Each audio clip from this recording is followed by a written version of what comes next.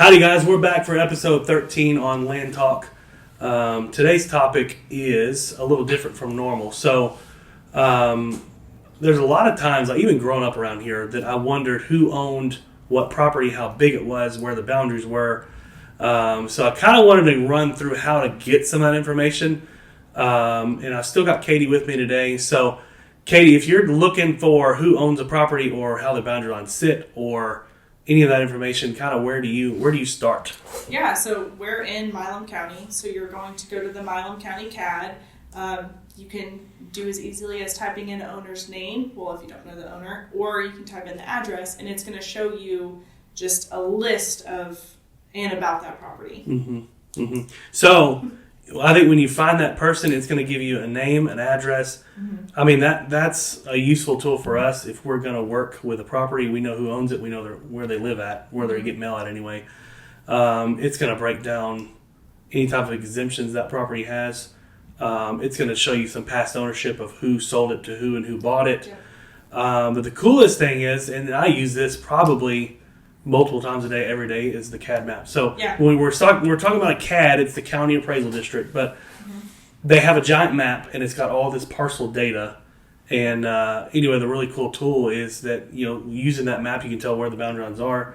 Now in Milam County, most counties already have this, but we're starting to get some flood data in. So it's kind of getting more useful even in Milam County here now because we're getting some of that data that you can tell where things flood or where they don't.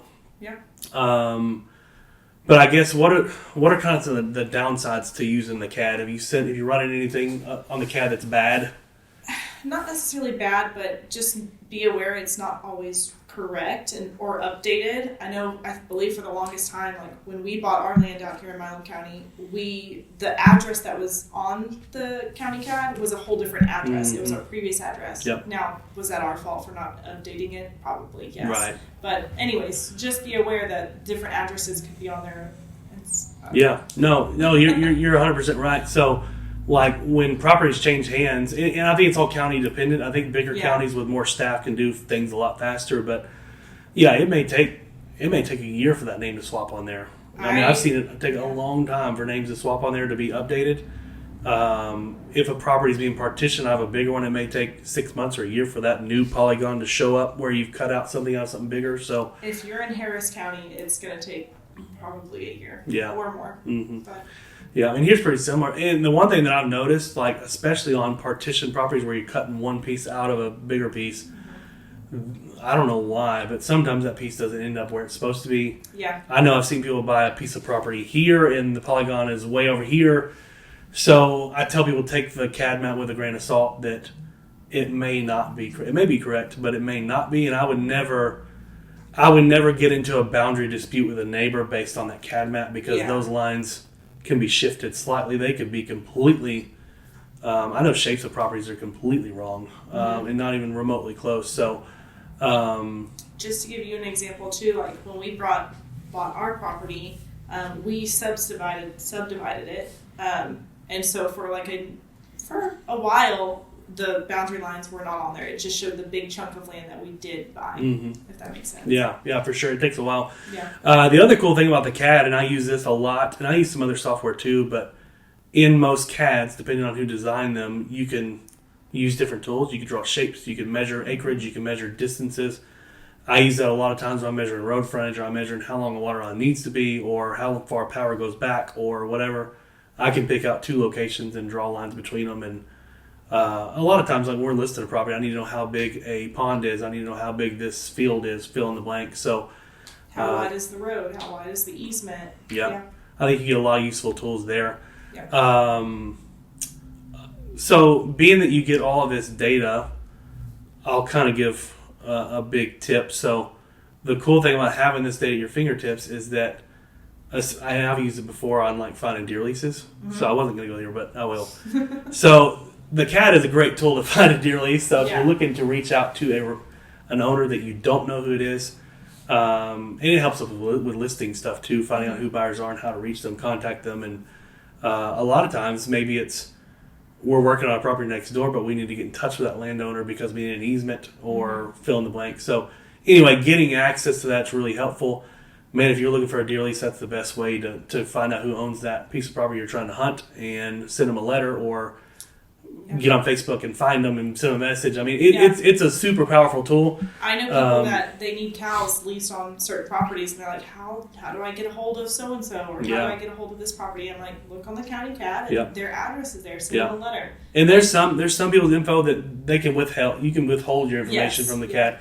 And I think, you may know this, but I think certain law enforcement officers, like, they can get their name redacted so people can't find where they live. So all that's good stuff. But like I said, if you want to find a place to hunt or whatever, I think, I think it gives you a good chance to kind of find out what you're looking for. On the backside of that, so CAD's great. We use different tools at Texas Recland here. We use like MapRight, which is now Land ID. Yep. I use Basemap. A lot of guys use Onyx. Right. So those are great tools. And the cool thing is they've incorporated all of this CAD data into their systems.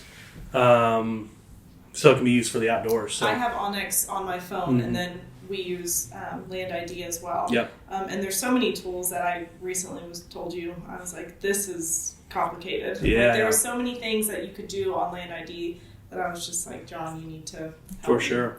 But between that CAD and then taking that CAD data and putting it on those other platforms, I mean, we use that. I use that probably every day, and it's just a good way to find out where things are.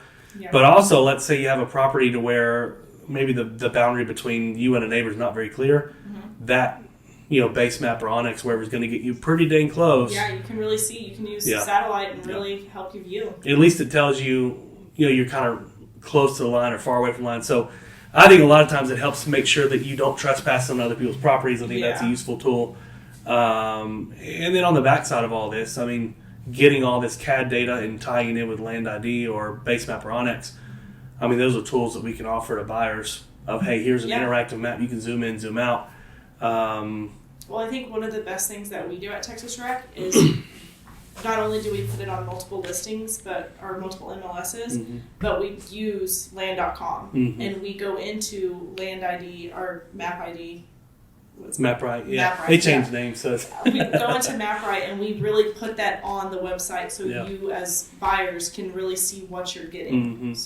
I think that's a great thing that we do. And like I said, recently Land ID didn't have parcel data for a long time, but probably last year or something they've incorporated all this land data. You can see everybody's name from everything. So, but I think it is a really useful tool to have an interactive map. I mean, a static map is fine, but if you can have a map that you can zoom in, zoom out, you can pick different layers of different data, whether that's Google from 2024 or... I think Onyx has like a drought map. Like you can have drought maps. Drought, You can have fire maps. They have all these layers, flood maps, creeks. Man, you can get into water tables. You can get into aquifers. You can get into school districts, counties. So it's nice to have all this... used to, like when I was in college, I mean, GIS was kind of the buzz. I mean, and I think GIS is still very, very useful. Yeah.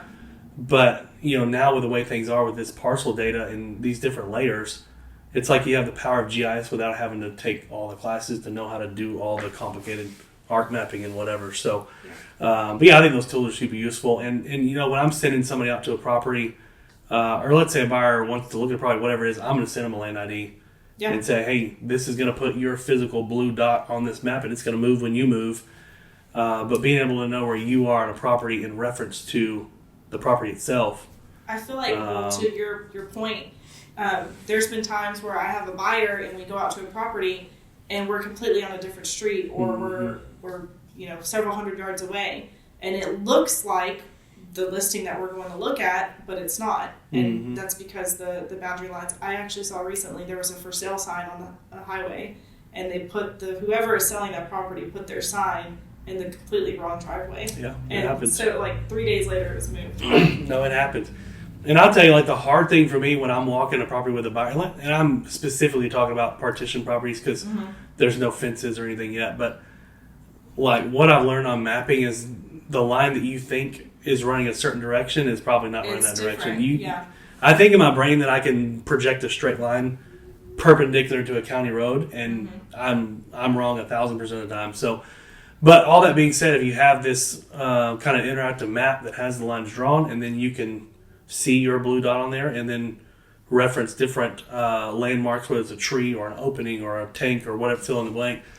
Yeah, I think it's super useful to kind of figure out what's going on. But all that being said, that's all backed by CAD data. And yeah, I think if you're looking for information about a property that you don't know, and you can look at different counties. You can do Walker, Travis. Yeah, there's 254 counties, and I think there's a few counties that don't have those CAD maps easily accessible. But yeah, I mean, it doesn't matter what county you're in. You're gonna find a really good tool to use there. So anyway, that's a short episode there, but that kind of sums up how to use your local CAD map to find out information about properties, and then it kind of gives you some tips on mapping and different mapping software that ties in that CAD software. So anyway, we'll catch you on episode 14.